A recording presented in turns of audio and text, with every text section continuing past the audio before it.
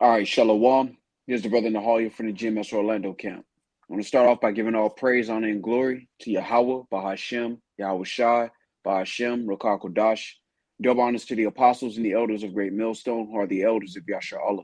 And a sincere salutation to all Yuakim, who are preaching this word and believing this word, and to the Akwath, who are believing this word, and all truth and sincerity. Yahweh is the name of the one they ignorantly call God. Yahweh Shai is the name of the one they ignorantly call Jesus. Bahashem is in the name, Rakah is spirit, Kodash is holy, Akyam is brothers, Akwath is sisters, Shalom means peace, and Yasher Allah is Israel in ancient Paleo-Hebrew.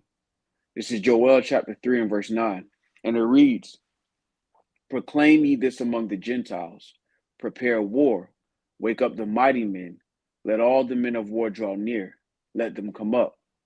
Beat your plowshares into swords, and your pruning hooks into spears. Let the weak say, I am strong. This is Revelation chapter 11 and verse 14. And it reads, the second woe is past, and behold, the third woe cometh quickly.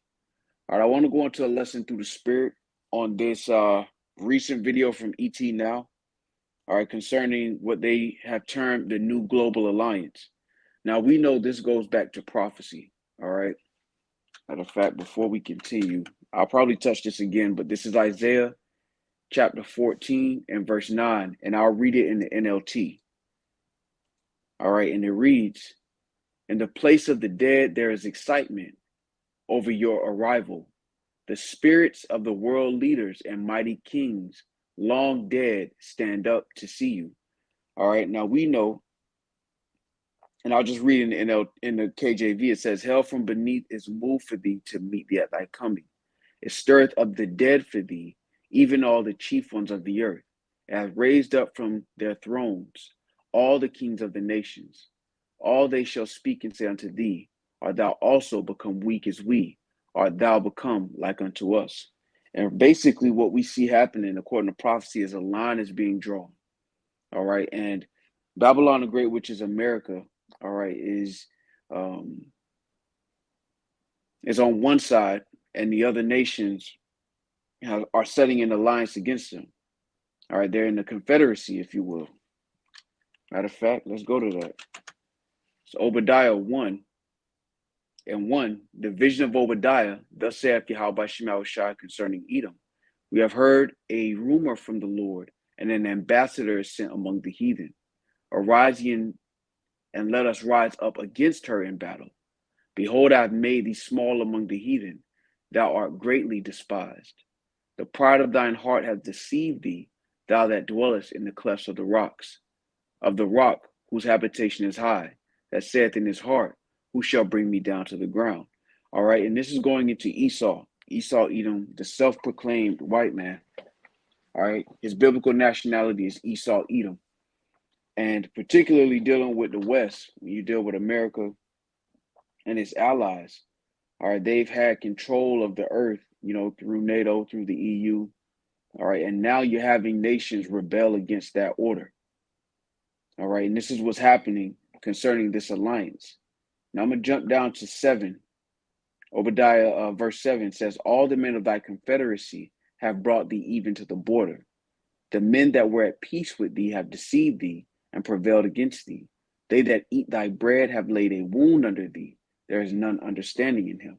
All right, and the reason I bring that out now is because when you look at China in particular, China was made wealthy off of everything being made in China. So all of those jobs, those factory jobs and those blue collar jobs were basically exported to China.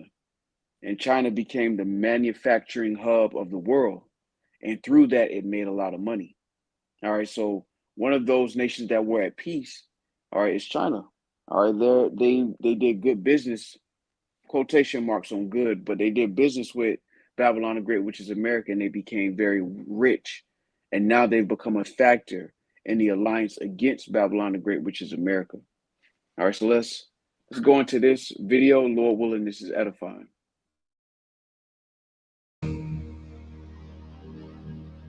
In a counter to Western fronts like NATO and the EU, a new power axis is emerging among Russia, China, Iran, and North Korea. These nations, often at odds with Western powers, are deepening their diplomatic, economic, and military ties in what appears to be a concerted effort to counter US influence and Western sanctions.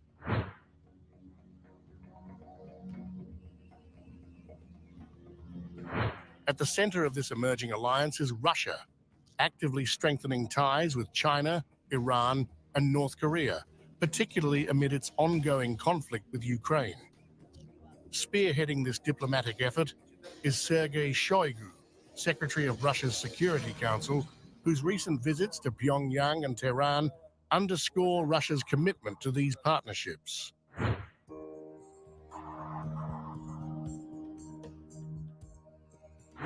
In Iran, Shoigu met with President Masoud Pezeshkian, who pledged to seriously follow ongoing cooperation and measures to upgrade the level of relations between the two countries.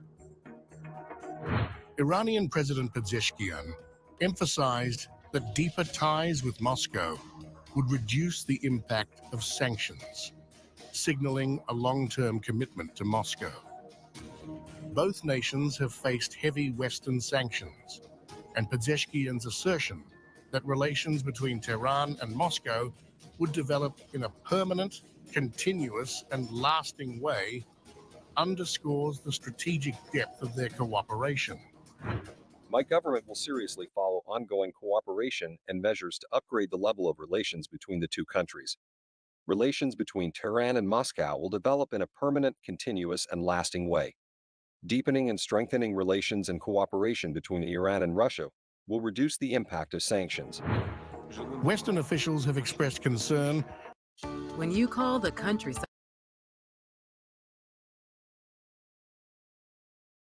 supplying Russia with ballistic missiles for use in Ukraine, although Tehran denies these allegations.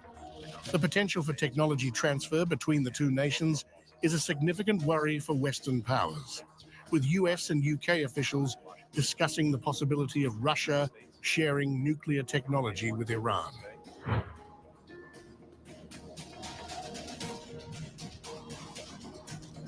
North Korea's involvement in this. Now, I want to stop here real quick through the spirit because, again, all of this goes back to prophecy. All right, the scriptures talk about Russia being a guard unto these other nations. All right, and this is why you see these nations only growing stronger in their ties.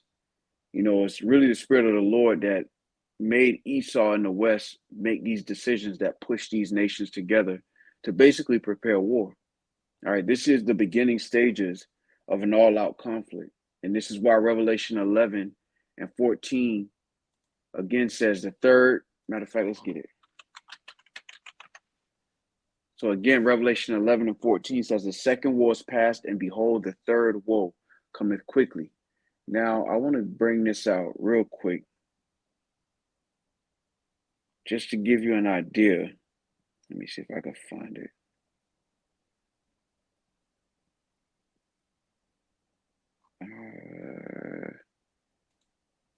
No, this isn't a good one.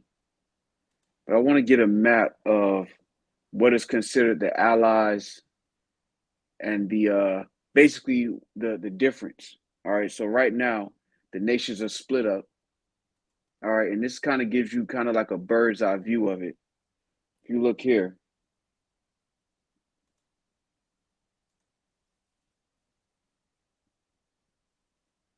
all right, so from here you can see these are the nations that are allied with the West, and these other nations are allied with Russia in the red and orange. All right, red, orange, and this green and red stripe. All right, these are nations that are allied with Russia. All right, so you see the map, you can see that there's a clear line being drawn in the sand. So these nations are picking sides, basically. And what's going to happen, according to prophecy, is that even the allies of Babylon the Great, which is America, are going to turn on her. All right, now Obadiah verse 7. I start at 6. It says, how are the things of Esau searched out? How are his hidden things sought up? All the men of thy confederacy have brought thee even to the border. The men that were at peace with thee have deceived thee, and prevailed against thee. They that eat thy bread have laid a wound unto thee. There is none understanding in him.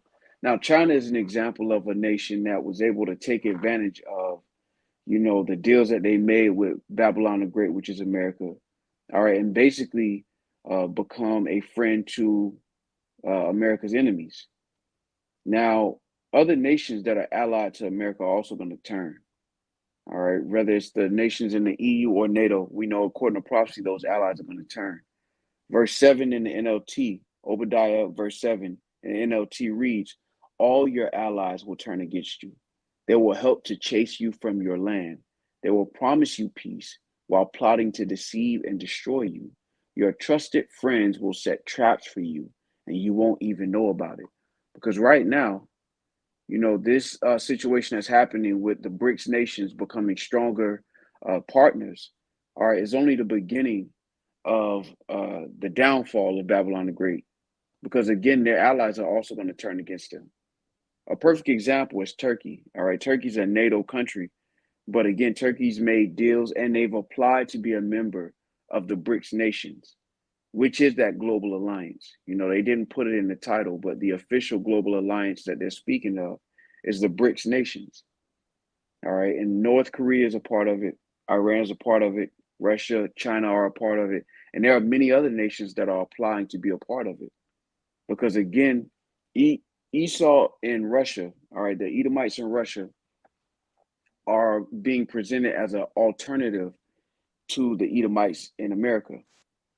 All right, and this is prophecy. All right, they will be a guard unto those nations. This is Ezekiel 38:1, and it reads, and the word of the Lord came unto me, saying, Son of man, set thy face against Gog, the land of Magog, the chief prince of Meshech and Tubal, and prophesy against him, and say, Thus saith Yahweh Bashemel Shai, behold, I am against thee, O Gog, the chief prince of Meshech and Tubal. All right, and again, this is going into the Edomites in Russia, because the land that they occupy, all right, was originally the land of Japheth. All right, when you deal with the land of Gog, all right, that's the original ancestral land, if you will, of the Japhites. But you have Edomites in that land, all right, which goes into prophecy, because when you deal with the Russians, that's why the Lord started off by saying, I'm against thee, in verse 3 saying, I'm against thee, O God, the chief prince of Meshech and Tubal, because they're still Edomites at the end of the day. Even though they look like a better alternative to the world powers, ultimately they're still Edomites, which means their fate is the same as the Edomites in the West. They're all going to go into captivity as a nation of people, along with the other nations. All right, verse 4 reads, and I will turn thee back and put hooks into thy jaws, and I will bring thee forth in all thine army, horses and horsemen, all of them clothed with all sorts of armor, even a great company with bucklers and shields, all of them handling swords. Persia, Ethiopia, and Libya with them, all of them with shield and helmet. Gomer and all his bands, the house of Togarmah of the north quarters, and all his bands, and many people with thee. And verse 6 is going into Turkey. All right, so Persia, which is Iran, Ethiopia, all right, which is self-explanatory, and Libya going into those African nations. All right, verse 7 reads, be thou prepared and prepare for thyself, thou and all thy company that are assembled unto thee, and be thou a guard unto them. And this is why these nations are beginning to become more and more bold. All right, as far as their relationship, as far as the ties that they have, all right, the equipment that they're moving back and forth to assist Russia with the Ukrainians, all right, the intel that Putin a couple weeks ago gave to Iran to help them get the bomb allegedly. All right, all of these things are worrying the people in the West, but again, it goes back to prophecy. All right, you can't stop what the Lord's putting together. So let's continue. This axis was highlighted by Kim Jong-un's meeting with Sergei Shoigu. Both leaders discussed regional and international situations and agreed to expand cooperation to defend mutual interests. Although Western nations accuse North Korea of supplying Russia with military aid, both countries deny such allegations despite the increasing military cooperation signaled by Shoigu's July 2023 visit. The Comprehensive Partnership Agreement signed today provides, among other things, for mutual assistance in the event of aggression against one of the participants in this document. In this regard, the Russian Federation does not rule out the development of military technical cooperation. Health First health plans, covering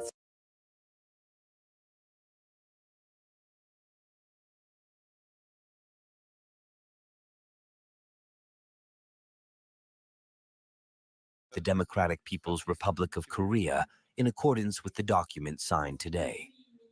As a result of today's meeting, a new interstate agreement on comprehensive strategic partnership was signed. Now, what you notice with that is they also are talking about a military, in a roundabout way, the willingness to defend each other in conflict, which is similar to the NATO agreement. All right, for those who don't know, I believe it's Article 5 in the NATO agreement goes into if one country is attacked, it's treated as if all of those countries are attacked, which is why Ukraine wanted to be a NATO member. All right, they wanted that protection. All right, similar to how ancient Rome had protection. All right, it basically said it gave protection to the vassals in ancient Rome. All right, this is where you get that line drawn in the sand dealing with Antiochus Epiphanes, when he went to try to fight with the Ptolemy, I forget which one it was, but it was a line drawn in the sand. And basically he was saying if you cross that line, the whole weight of Rome is going to fall on you. Now, NATO's did this, US's did this with the NATO deal. They're talking about something similar, of defending each other in these partnerships. So this is the stage that's being set for conflict, man. Whether people understand that or not, the Lord is ultimately setting up the world stage for another war. All right, the war to end all wars, if you will.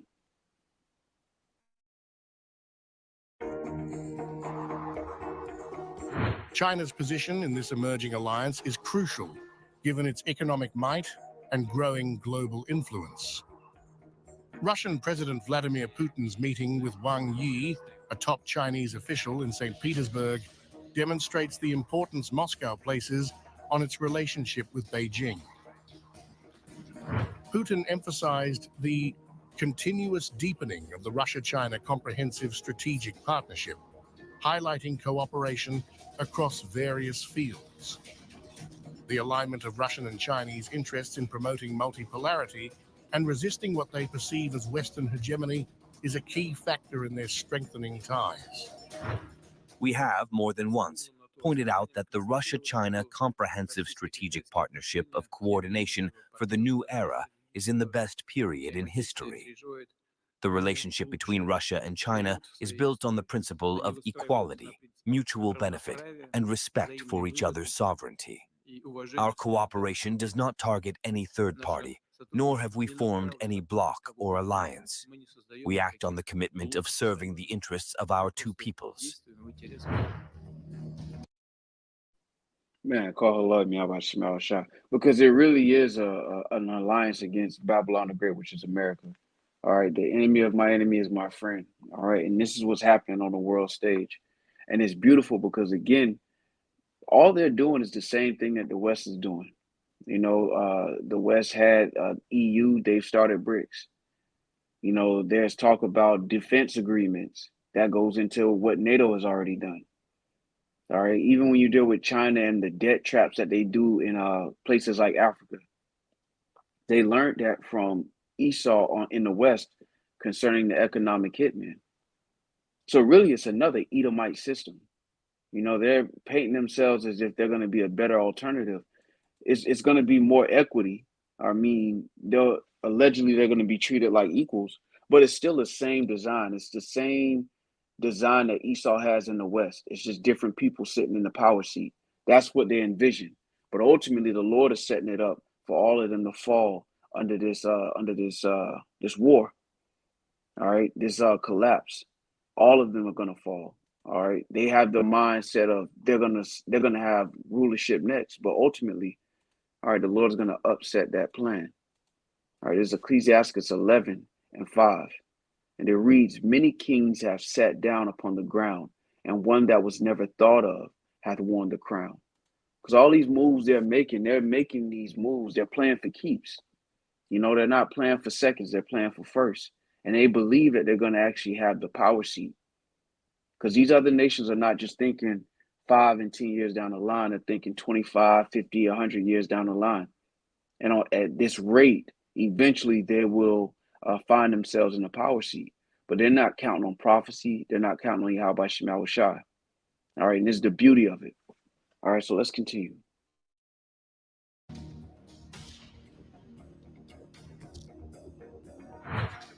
Iranian President Pezeshkian's recent statements underscore the economic dimension of this emerging alliance. Referencing the historical Silk Road, Pezeshkian spoke of Iran's desire to build the same highways that existed before on the Silk Road route, with a focus on modernizing this concept through improved facilities and technologies. This vision aligns closely with China's Belt and Road Initiative, suggesting potential for increased economic integration among these nations. And see, the situation is that they know that they can't necessarily beat Babylon the Great, which is America, by themselves. They know that they can't do that militarily. So what they're trying to do is undermine it with economics. All right, they're all creating their own lunch table, and they don't want to invite the Americans to that table. All right, and this goes back to prophecy, because ultimately this is going to equate into war. Whenever you try to move these type of power structures and change world orders, that's what brings war in. And that's what the world is being moved toward. All right, and it starts off with these economic battles, these tensions over resources, over order, power structures, and eventually it falls into a kinetic conflict. All right, but it shows you how wicked Esau's been to these other nations, that even nations that have different cultures, different beliefs, different whatever the case may be, they're willing to come together because they have a common enemy. Because Esau's dealt treacherously with everybody he's touched concerning these Edomites in the west. So much so that they're running to Edomites in the east, which are the Russians. All right, this is Isaiah 33:1, and it reads, "Woe to thee that spoilest, and thou was not spoiled, and dealest treacherously, and they dealt not treacherously with thee. When thou shalt cease to spoil, thou shalt be spoiled, and when thou shalt make an end to deal treacherously, they shall deal treacherously with thee." So you have these other nations that are using Esau's blueprint to try to beat them. All right, and while we have Xi Jinping on the screen, Asia is one of the number one. All right, as much as they're fighting against America, they're fighting against America to be just like her. All right, this is 2nd Ezra chapter 15. And I'm going to jump down to, I passed it. Verse 46. 2nd Ezra 15:46 reads, "And thou, Asia, that art partaker of the hope of Babylon, and art the glory of her person, woe be unto thee, thou wretch, because thou hast made thyself like unto her, and hast decked thy daughters in whoredom, that they might please and glory in thy lovers, which have always desired to commit whoredom with thee. Thou hast followed her that is hated in all her works and inventions." All right, the economic hitman, that's a Babylonian invention, giving nations loans they can't pay back in exchange for resources when they can't pay the loan back. That's following after Babylon and her works and inventions. "Therefore saith Yahweh Shema Shai, I will send plagues upon thee, widowhood, poverty, famine, sword, and pestilence, to waste thy houses with destruction and death." Because as much as they're painting themselves to be different from the Americans, they're using the same blueprint. Even when you look at BRICS and everything that Russia and China are setting up, it's the same blueprint as these Edomites in the West. It's just different players. All right, let's continue. Most of our relations are with China, Russia, and neighboring countries. We want to build the same highways that existed before on the Silk Road, and now we want to advance it with proper facilities and access and technologies. We will definitely be a strategic partner with China. We will try to implement what is written, and cooperation will increase.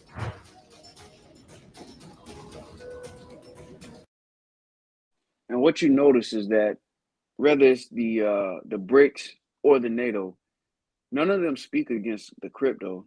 None of them speak against the world moving to a digital currency. None of them speak against that. That's why it's the same blueprint. It's just different players in it.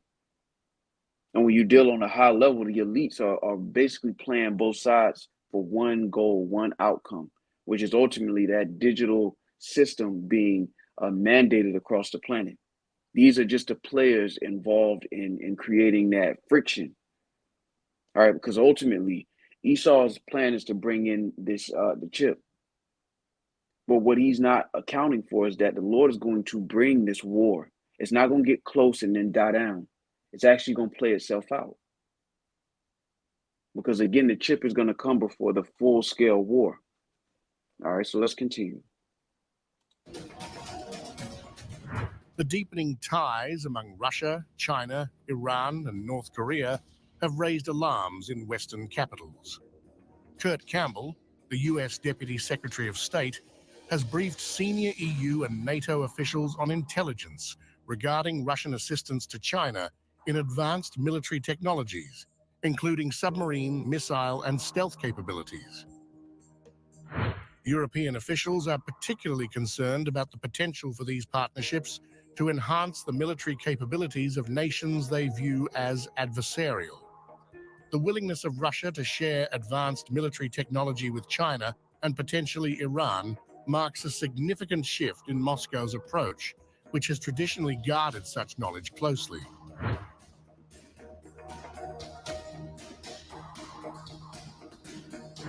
As this new power axis continues to develop, its impact on global geopolitics remains to be seen. The combination of Russian military technology, Chinese economic might, Iranian energy resources, and North Korean military support could present a significant challenge to Western interests. However, the alliance faces its own challenges, including historical mistrust among some of its members and the potential for conflicting interests. As the global community watches these developments unfold, the actions of this emerging power axis will undoubtedly shape international relations in the years to come.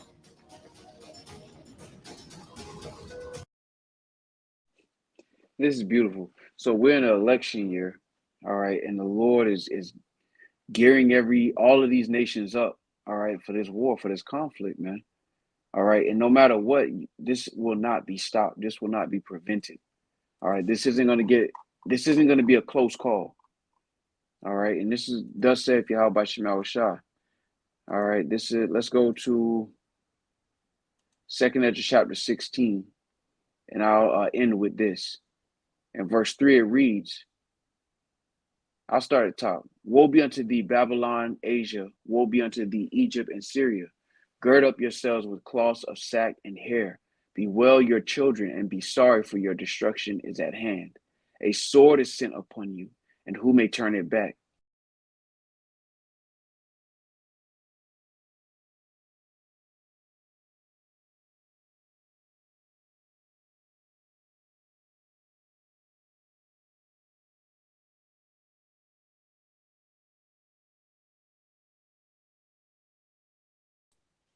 Salakia.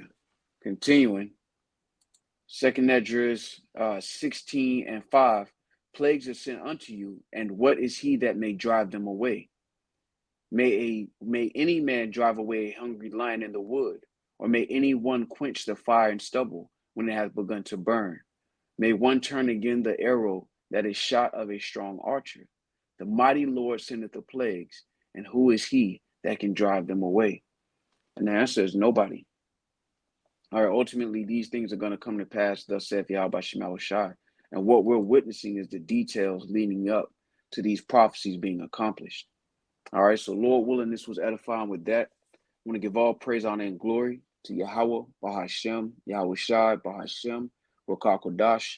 Double honors to the apostles and the elders of Great Millstone, who are the elders of Yasha Allah, and a sincere salutation to all Yuakim, who are preaching this word and believing this word, and to the Akwath, who are believing this word in all truth and in sincerity.